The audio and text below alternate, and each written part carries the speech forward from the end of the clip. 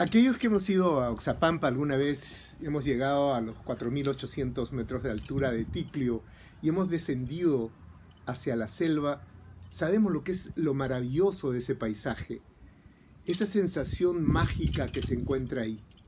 Bueno, ya estaba en Oxapampa y tenía que ir a encontrarme con Ricardo Reyes. Estábamos en el Bate Otto, que es un bar, Bate Otto, que está en el Jirón Grau, frente a la plaza principal. Es un barcito tipo alemán, una especie de pub, que inclusive tiene una ventana para atender hacia la calle. Y estábamos sentados ahí en la barra, tomándonos una cerveza helada, en uno de esos vasos que vienen de la refrigeradora, todos opacos por el frío, cuando de repente vi pasar a un personaje que me llamó mucho la atención. Y me llamó muchísimo la atención su mano, porque la mano estaba en ese momento agarrando un báculo, y el báculo parecía tener marcados cada uno de sus dedos, cada una de las líneas de su mano, de tanto utilizarlo. Era ya un anciano, ya era un hombre mayor, ya era un hombre que tenía la barba pintada de grises y de blancos. Y me llamó la atención. Y le pregunté a Ricardo, ¿y él? ¿Quién es él? Ah, me dijo, él es Dionisio, un personaje te diría hasta importante en la ciudad. No porque tenga un puesto de responsabilidad, sino porque todo el mundo lo quiere. Porque es un hombre que pasea por el pueblo, porque es un hombre que conversa con las aves, les tira migajas, de las pocas migajas de los panes que les regalan a las aves. Es un hombre bueno. Sin embargo, tiene una historia terrible atrás. Tiene una historia que cuenta... Te la voy a contar, me dijo. Y continuó. Había en el pueblo, en aquella época, Oxapampa era un pueblo, un grupo de muchachos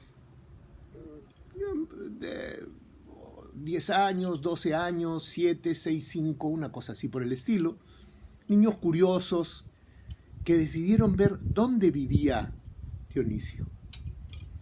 Y mientras Dionisio estaba en la ciudad haciendo sus cosas, ellos se fueron a la selva a buscar la cueva donde la tradición decía que vivía Dionisio. Y caminaron aventurándose por zonas donde jamás habían entrado. Y llegaron a un lugar donde había una especie de confluencia y una laguna. Se había formado una laguna ahí, porque había muchos chorros de agua que llegaban, y esos chorros después se transformaban en el río que pasaba cerca de la ciudad. Cuando llegaron ahí, era un día caluroso, se pusieron a chapotear, y cuando ya había pasado un buen rato, dejaron sus ropas secando entre las rocas, como hacen todos los niños cuando van a chapotear y hay un poco de agua, de barro, es lo más entretenido del mundo. Vieron en el fondo del lago algo que brillaba. Trataron de alcanzarlo. El mayor de ellos, que dicho sea de paso llevaba el liderazgo, por ser el más alto, trató con su caña de tocar el fondo, pero no llegaba. Y bueno, ya se hacía tarde, comenzaron a regresar y en el camino de regreso se toparon de frente con Dionisio. Dionisio los gritó y le dijo que qué cosas hacían por ahí, que ese era su territorio, que con ellos no tenían nada que hacer ahí, que no tenían por qué estar ahí. Pero los niños son niños.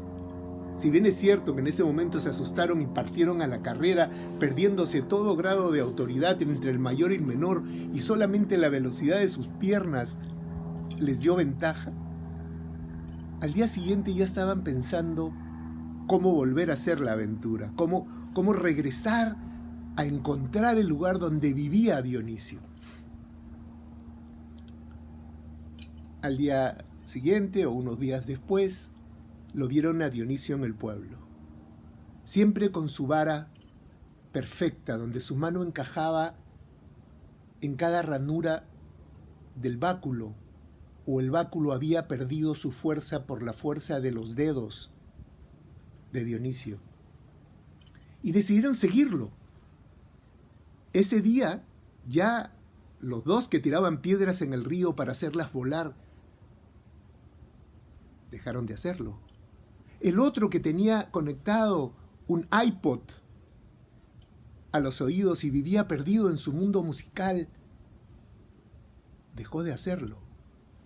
Y el más pequeño, en un acto de soberbia valentía, lo siguió. Lo siguió para demostrarse que él también era valiente y que quería estar en ese grupo. Y así fue. Ellos fueron siguiendo los cascabeles que estaban colgados en el báculo de Dionisio. Llevaba 3 cascabeles que daban un sonido particular, peculiar, y ellos lo fueron siguiendo. Pero Dionisio tenía el oído y la vista muy agudizada, o sea que ellos tuvieron que hacerlo con mucha tranquilidad, dando los espacios como se mueven los chicos en la selva, de una manera muy sigilosa.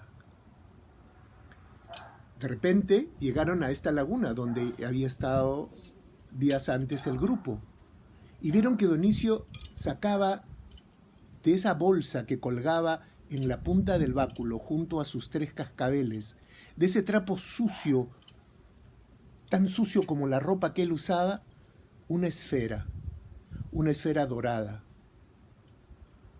Y ahí comenzaron los sucesos. Ahí comenzaron los sucesos porque con unas palabras que él dijo en un idioma que no era el castellano, se abrió una rama del río y permitió ver una caverna, la caverna que ellos habían estado buscando. Un ave gritó fuertemente y Dionisio volteó a mirar. Y cuando volteó a mirar, el matorral que los ocultaba se abrió como una flor y Dionisio los vio. ¿Qué recuerdan? ¿Recuerdan que despertaron en un cuarto, en una covacha, en una cueva llena de estanterías, donde habían algunos pomos conteniendo cosas raras?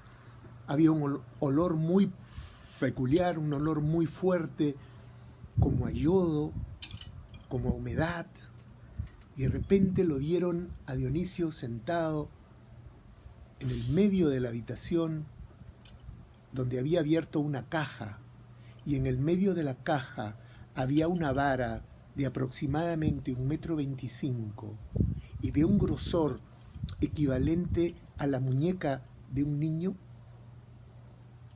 que parecía ser de oro macizo. Dionisio volvió a mirarlos y les dijo: ustedes han cometido un grave error. Me han venido siguiendo. Yo no les pedí que vinieran, porque yo soy el guardián de este cetro. Este es el cetro con el cual los incas dominaron todo el territorio, y yo soy su guardián.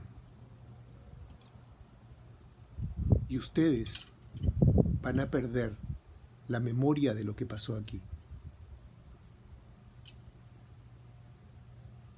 Al día siguiente, Dionisio estaba sentado en la plaza, dándole de comer a sus palomas, tirándole las migajitas de pan.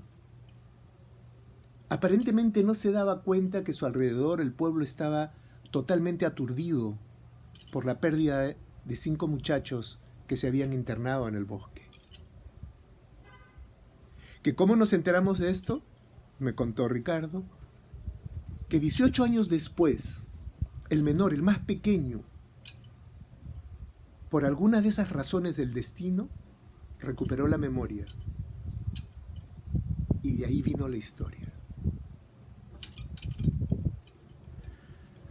¡Wow! No te olvides de darme un like. Hasta la próxima.